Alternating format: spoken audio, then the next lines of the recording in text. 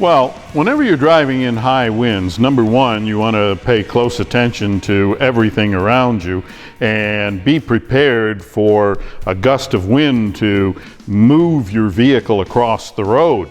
So you have to be prepared for that and be ready to react. But one of the big mistakes that a lot of people make is they will ride along beside a tractor trailer or a trailer that is being towed or something like that, a bus even.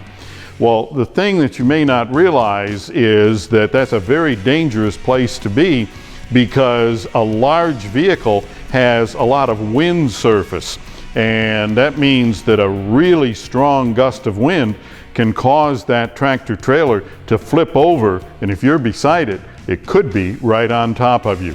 So stay out in the open.